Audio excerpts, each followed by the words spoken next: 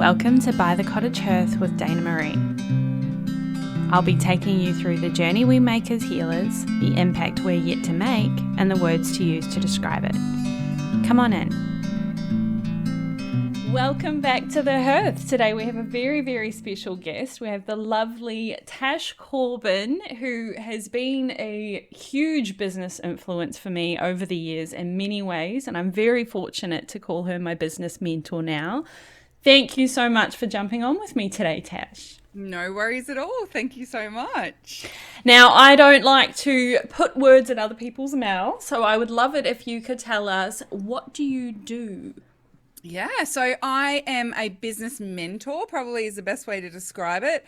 I help people to create an online business and to create that in a way that reaches their ideal clients really easily. That is aligned with consent-based marketing, which is something I'm very passionate about. But ultimately, just really helping particularly women, non-binary people, marginalized people to show up online in a way that works for them, that also creates success in their business. And I also run the Hearth Business Conference, both virtual and in person each year, which is one of my favorite things to do. Which is absolutely amazing.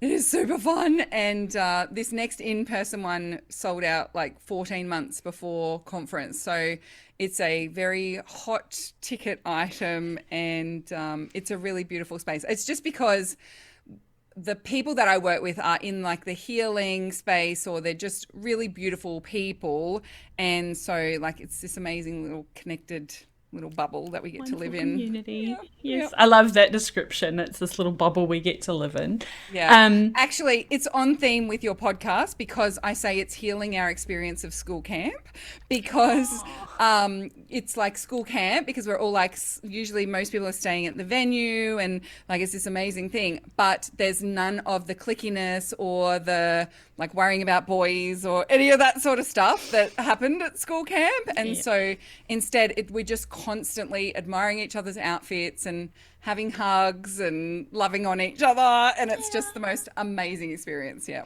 And I think that has been a huge part of why your community has been that kind of group that even when I burnt social media to the ground, it was the first group I came back to. And because I had a new profile, I had to message support and be like, it's me, I'm not some random spammer, I know it's a brand new profile, but please let me back in. And they were, oh, of course, and let me back in. But you've always held that space that has been so supportive, where people genuinely celebrate each other. And I think coming back to my podcast and the ways that I think I talk about my work, I think the healing that has been in that space has been absolutely phenomenal because of school experiences and that kind of stuff that have that element of you can't sit with us, you're not one of us, and you don't feel that in many spaces. Yeah. And even I mean, we're talking about the Heart-Centered Soul-Driven Entrepreneurs Group, probably should mention that. So That's the space. So I started that group in 2014. We've just had our 10-year anniversary. And I started that group as basically a supportive online space to connect with other entrepreneurs, because when I started my business, I didn't have $25,000 to go and join some fancy mastermind to be part of the in-group. And so I needed to, but I'm an extrovert and I needed people. And so that's kind of, because that's the way that the group was born, then that has been sustained throughout the whole 10 years. So there are people in the Heart Centre community that have never purchased from me before, have never paid me a cent, but they are still like seen as leaders within the community. They are really well known and connected within the community, because that's like, it's a bit separate from my business actually. Like that group exists to support the group. It doesn't exist to funnel people into my business. I can do that through my ads and my other social channels and whatever else I do, my own podcast. And so that's like really important to me, because it also means that when I talk about marginalized people, like marginalized people are the ones traditionally excluded from $25,000 masterminds and, you know, those high ticket kind of opportunities to build a network that's going to be supportive.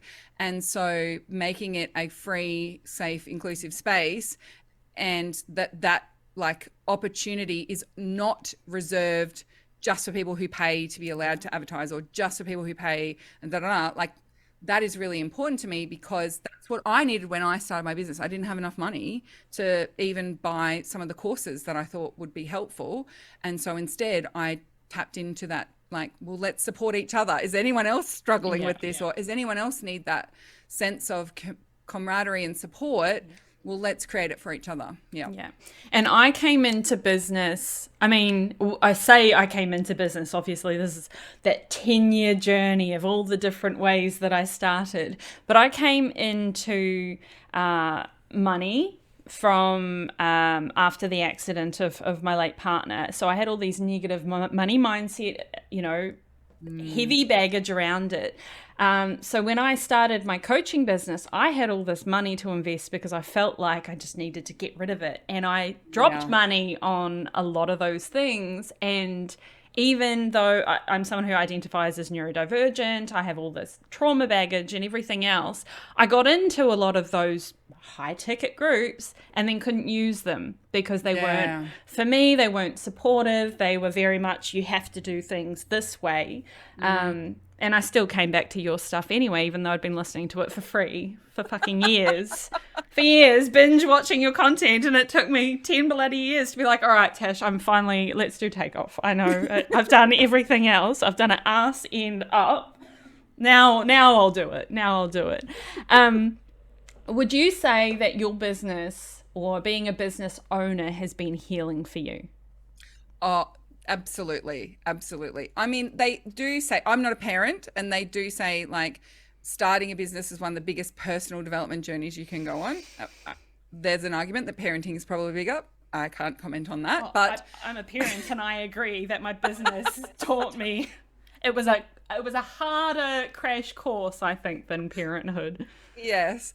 And so, like, as part of that, there's a lot of healing that has to go on. And just like even deciding to start a business for me was a healing moment, because I had grown up with a very entrepreneurial father, but more like chasing random ideas. Like, we went on holidays once and he bought a caravan park, and because the toilet block was really pretty, like, and clean. Like, I'm not making that up. Bless. No financial plan on how that was going to be taken care of. It was a 21-hour drive from our home. So, yeah. Not around the corner.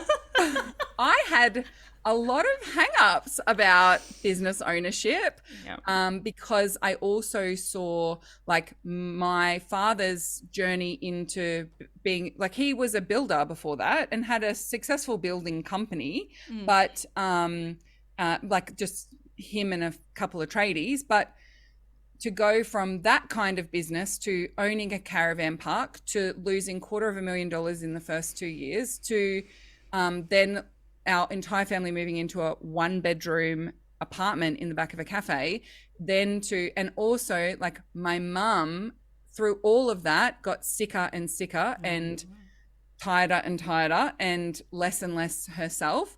But also, we got to the point where we didn't know, like, my mum didn't know if she was going to be able to feed us that week. It was all reliant on this business. So that hits.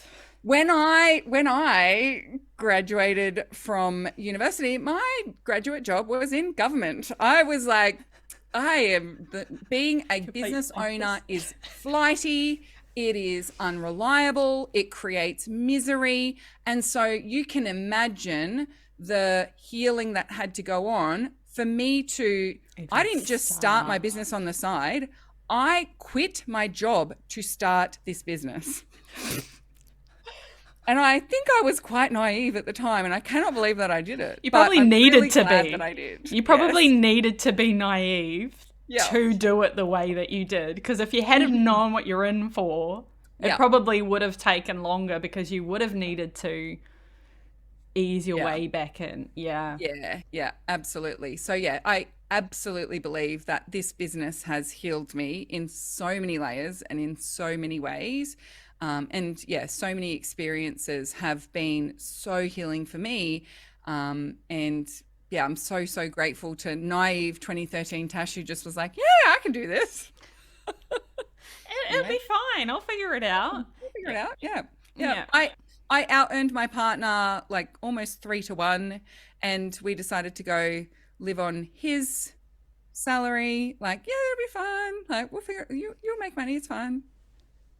I don't know why we did it, but we did it, and it's great. But how supportive is that as well, that you guys were able to get through that together? Like that I think that there's a certain element of appreciation that comes from the people that have been there. You probably see it as well in the group. The people have been there for the whole 10 years, that have been there the whole time, because they know naive Tash when she was starting everything. They've seen how far you've come, and you've never portrayed this idea of overnight success. And I've always appreciated that, because it means that on every iteration, when I was going through shame coaching and my tea business and every other business that naive Dana went and started, you've always been honest about the fact that it is going to take work, and it is a consistent long-term thing, and you can't just do it overnight. So I very much appreciate that. That is a message you've always been consistent with.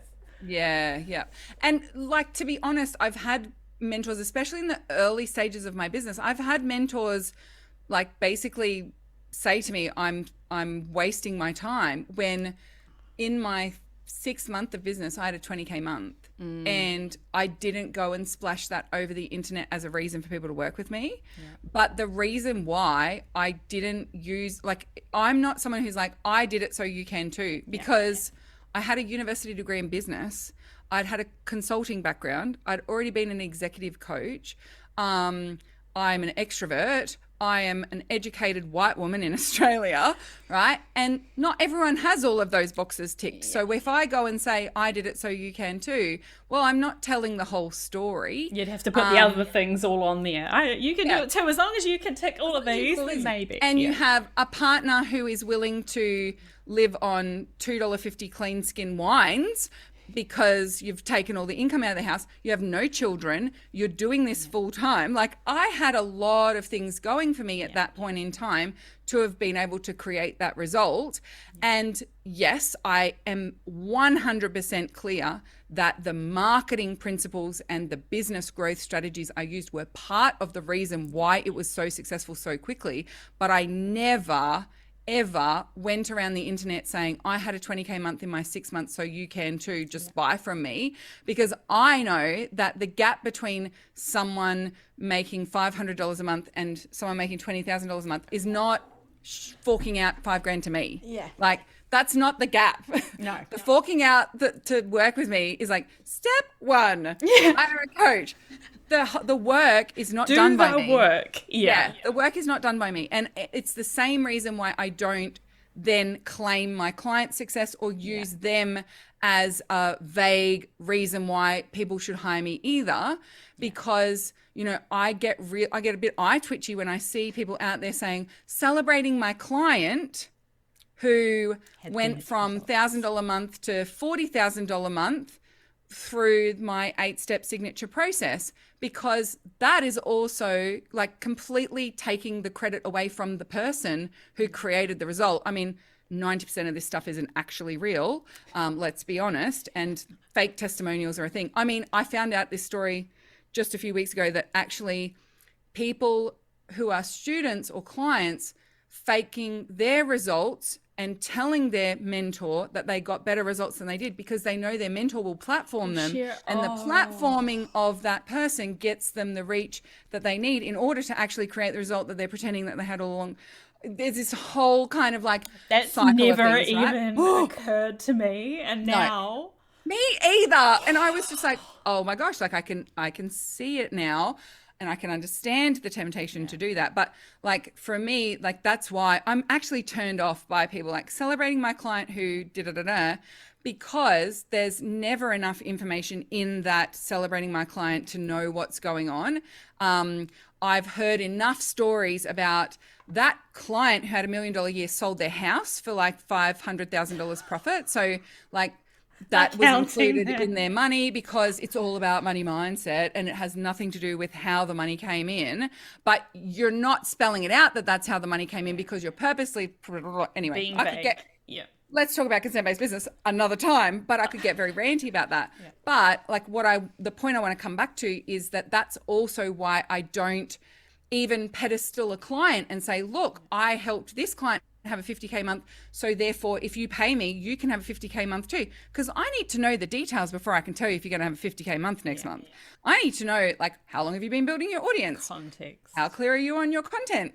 What is your offer? Are you selling a $50 thing or a $50,000 thing? Like that makes Have you sold it before? Yeah. Have you sold it before? Is it a validated offer? And so, I think also just that whole like that willingness or that that sense of telling everyone that, you know, just healing your inner child and fixing the money mindset and you'll be able to have 50K months sets people up for so much disappointment and so much like then there's that emotional spiral of, well, I'm not cut out for business. It causes more baggage. Right? And it's more distance between the haves and the have-nots. And it's more of the people who are successful are the ones willing to lie or take their clients' successes as their own or all of that sort of stuff. And that's not the people I want to see with money. I want to see the Danas of the world with money. I want to see the actual healers and the actual like deeply connected to their clients, want their clients to succeed, actually doing the work. I want those people to be the ones successful and having the money and getting the results. And the last thing I would want to do is make them feel less than because they didn't achieve that overnight success that they see other people achieving, or they're measuring their results based on half-truths or complete falsification. That's not helpful in that process. And that's also part of that healing, right? Is that for most people, when they start a business, they already have so many things that they think are wrong with them.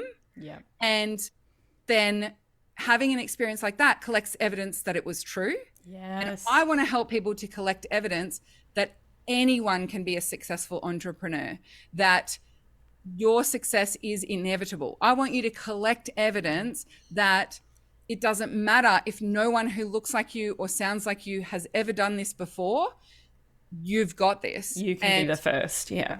And that I love that does not connect, and that doesn't work if I'm also platforming myself as having this 20K month in the first 6 months, or platforming my clients as having this magical transformation. So why haven't you had that as well? Yeah. And I love that as a driver, because that's something I'm really passionate about, is helping my clients come back to what is driving you to doing this in the first place. You can say you want a healing business, but if you're not connected behind the impact that you want to make, the reason why you're doing this, it can be so easy to fall for that imagery, that idea, that illusion that this is what it's going to take. I dyed my hair. Don't get me wrong, my hair was absolutely amazing. It was fire. It was beautiful. But I fucking hated it because I am so low maintenance that washing my hair, I had to wash it at the roots, and then because otherwise the red would go through. Oh, it was this whole thing. Cold showers for 2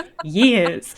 Because otherwise I'd stuff up my hair. My clients don't give a shit about my hair. They said it looked fantastic, but it's not what it was taking. And that was coming back to my own stories, my own baggage, my own expectations about what it was going to take to be successful in business. And I put pictures up now of dyeing my own hair with henna. It literally looks like cow shit in your hair. It is not glamorous at all, but I love it, and it's who I am, and it's real. And I think it's so much more important for people to realize that you can honor who you are and what you really care about, and let that be a driver for you. And you're going to be so much more successful, not necessarily or not just at a financial level, but there are so many people I know that have lied and created this imagery, and they might actually end up making money, but are they happy? Are they actually making a difference in the world? Is it sustainable and long term? Are they happy bullshitting people for the rest of their lives? No, it'll catch up to them. And it escalates and gets bigger and bigger. Or the incongruence shows up in other ways. Like, you know, I truly believe in like that mind-body connection. And so if you're carrying a lie, or you're carrying that guilt, like some people do it, but then they've got that guilt, it's like in the back of their mind. If you're like in that like really incongruent space, number one, like savvy people can feel it and like so much more attuned to listening to their intuition about what people are saying and about who's in front of them these days as well. But also, like, how is that going to manifest for you in the like in your body or in the experience that you create if you are telling everyone that they need to be in deep alignment with abundance and blah, blah, blah, blah, blah. And yet your entire foundation of how you gained notoriety or how you gained those followers or how you grew your business is based on a lie, and you have to carry that with you forever. That like, to me, that like so fraught, and it's not a risk I'm willing to take. And so, I mean, we'll come back to the conversation about healing as well. Even for myself, when I started my business, I was still carrying beliefs about how I needed to be a different person to who I was. And so like when I started my business and I'd post on Facebook and I'd ask a question, if I didn't get an answer in 2 hours, I'd delete the post because I'd like, I don't want anyone to see me try to start a business. I just wanted them to witness me start a business. Right. And so, and then like my first photo shoot, I'm dressed in like a beautiful suit and I've got my hair all curled. I have the thinnest eyebrows in the world. I was very late to we don't need to pluck our eyebrows super thin anymore party. So 2013, Tash still had pencil thin eyebrows. It's very embarrassing. But like that photo shoot, I was like playing at being the kind of person who has a successful business, but I couldn't sustain it. And I think part of that is my neurodivergence, because like putting on a show and pretending to be someone I'm not just is not part of who I am. But also, it just was too hard. Like it was too hard to pretend that I wasn't emotionally invested in my business. It was too hard to pretend that I wasn't disappointed when something didn't work out. It was too hard to pretend that something was more successful than it was, because you could see it on my face and I could see it on my face. And so I just wasn't interested in subscribing to that model. But it took a lot of like reconciling with myself and a lot of healing to actually accept who I was as a person, because I'd come from a very successful corporate background. And so like I was rewarded for being unemotional. I was rewarded for being a hard worker, right? You know, they say like, if you want something done, give it to a busy person. I was that busy person. And so I was always rewarded for busyness. I was always rewarded for, well, you're childless and you stay long hours. And I was like, well, look at me go. I'm a career woman, right? And so all of those external rewards were for things that weren't who I was. I am an inherently lazy person. I say proudly, I care not for sunrises. I do not want to get up early, right? I love how lazy I am. My parents used to call me very economical in my effort. I love that. Economical. If there's an easier way to do something, I've found it. If there's a way to not have to do it at all, I've found it. And now that is actually like a huge part of why people love following me. But I hid that part of myself for the first 6 months of my business because I wanted everyone to see how diligent I was. I wanted everyone to see how hardworking I was. I had this connection between hard work, earning your money, and I didn't want to be seen as some charlatan who was stealing money from people on the internet. So I needed to demonstrate that I wasn't by showing how hard I was working. To justify it. To justify the money that I was making, because the money flowed in. And so like there was so much unpacking and unraveling of like what part of this is actually who I am and what part of this is just who has been rewarded in my previous life and who I think I need to be in order to be rewarded now. And so it's been it's still happening, right? It's 10 years of unraveling, and it's not necessarily a conscious decision to try and put on the face or be that person. It is literally that I like it's taken me 10 years to even identify it's there. Yeah. And the more I embrace it and allow it, the more that unfolds. And this is like I love that I have a business, so I'm allowed, right? Like I could not imagine doing this working for someone else, right? I could not imagine doing this, earning my money from something that required me to keep the show going. Yeah. And I'm so grateful that I have had this opportunity to spend 10 years, and I'll have another 10 years of like unpacking who am I and what do I want, and how like what parts of me are still like remnants of being a good girl or performing for whatever other people want. Yeah. And I think that's why I get so ranty about the phrase fake it until you make it. Like that just hits me on such a core level, because this idea that you have to do that to succeed, you have to do that to cover up all of these unpolished things that you're learning. I resonate with that so deeply.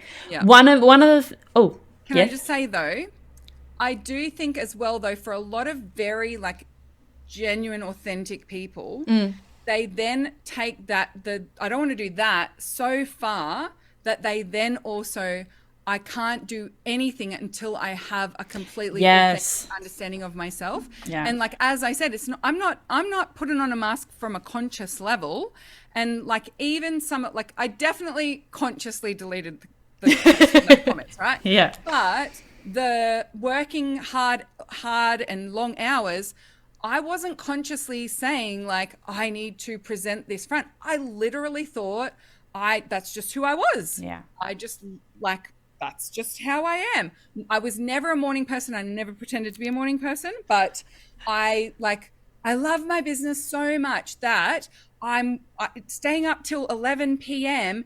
is no drama because I love it, right? And that was true at a surface level, but there was also, it was built on an underlying belief that being a hard worker was a good trait to have. And so therefore, right? So it had to all kind of unravel. So I also don't want people to think that like, just start with what I've got is wrong because that's faking it till you make it. You know what I mean? Like, those are separate. People, holding themselves back or not putting stuff out there because they're not 100% sure if it is genuine, authentic. So they need to find out first. Like I have discovered who I am through my actions and my conversations and given it a red hot go and paying attention to how it makes me feel.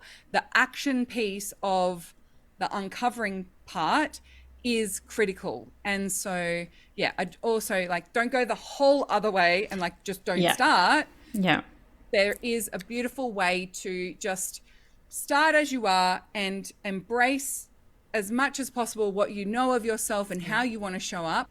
And leave room to change, leave room to grow as a person, leave room to change your mind, make new decisions.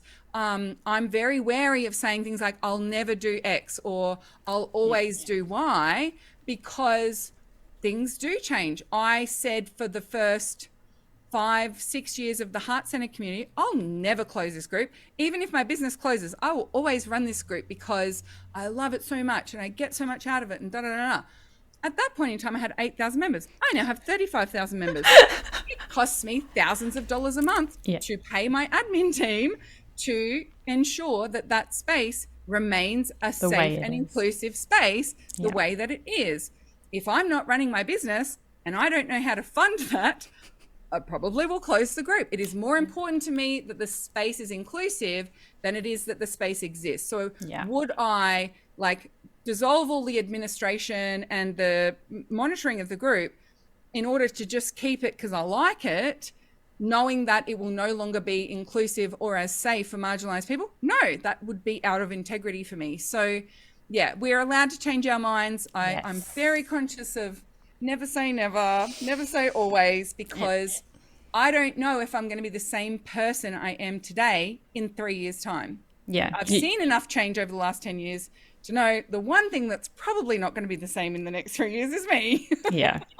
And you don't want to be writing checks that future you doesn't really want to cash. Like, it's pretty unfair of that version. And I love that you've brought up that we are constantly evolving, because I think that is something a lot of people come back to, this idea that you have to figure that all out, like you said, now, but you do have to remember that we're constantly going to be, changing. So even if you figure out who you are now, tomorrow you could be completely different, and you don't want to have to rewrite and refigure out that plan all over again. So give it a go.